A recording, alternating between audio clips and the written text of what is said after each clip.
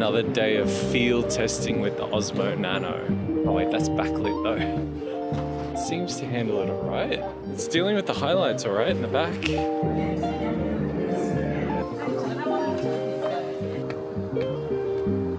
Ooh, that red car. Didn't have time to set it. Hopefully that was okay. Oh, that looks pretty sick. I used the Osmo Nano as a POV camera while I was in Korea. And today what I'm gonna do is I'm gonna teach you how to get those same smooth and effortless POV shots using the Osmo Nano. If you're into photography or videography and you're looking to capture POV content of you shooting or filming, this video is for you. Secondly, if you're looking for creative ways to utilize the Osmo Nano, then this video is also for you. So firstly, what is a POV shot? It stands for point of view. I would define it as seeing what a character sees or feeling what a character feels. There are various ways that you can achieve this look.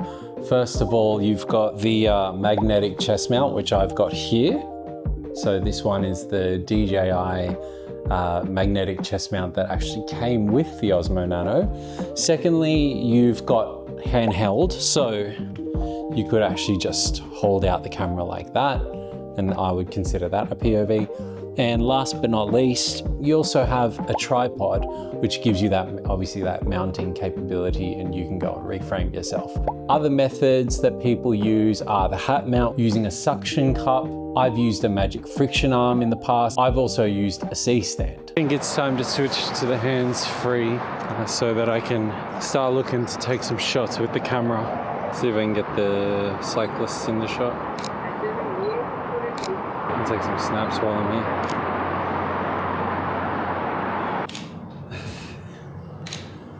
That's the view.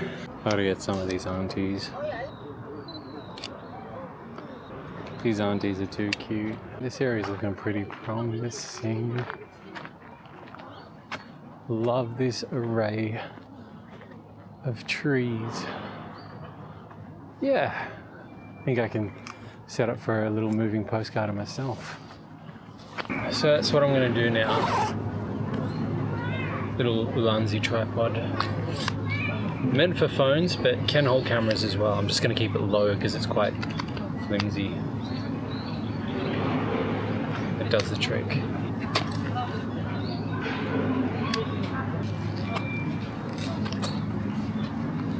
And off we go.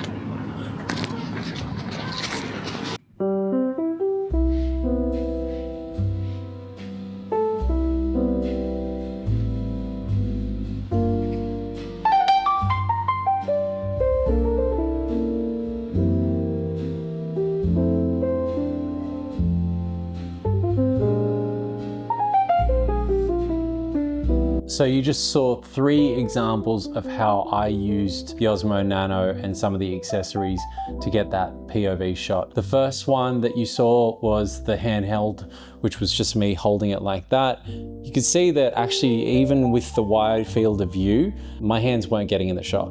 So it was really good. I was able to turn it towards my face, get a bit of the background. So this works well if you're in a cafe or if you're in somewhere like a landmark and you want to show a bit of that and you in that shot. It's really, really easy. It's got a very wide field of view.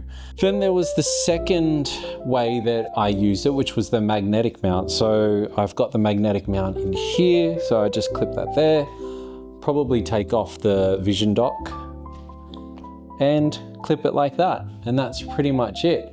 Then you just walk around. If I'm holding the camera, it's gonna see the LCD screen. It's a really cool POV as well. So I highly recommend it.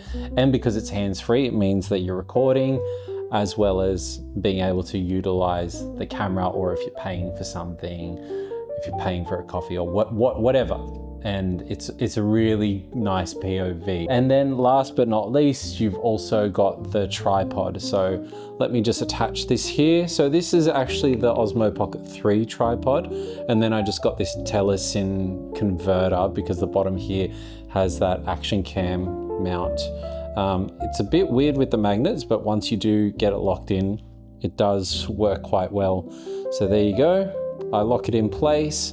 I'm able to set it somewhere, reposition myself, get the kind of framing that I want. And yeah, it's relatively easy. I mean, this is incredibly lightweight. Like a whole bunch of amazing shots right now. And it's so easy to shoot because everyone else is doing it. So you feel a lot less awkward setting up your tripod and walking into your own shot. I would not be doing this at home, or at least I'd feel incredibly awkward about it. It is beautiful when it's backlit like that. You kind of got to bring the exposure down. It just makes it super moody.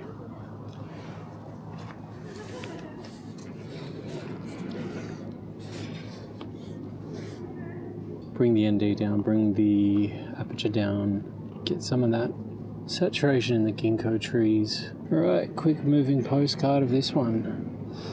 I'll control it with the app and we'll go ahead and shoot. I'm gonna have my arm over my shoulder, or bag over my shoulder.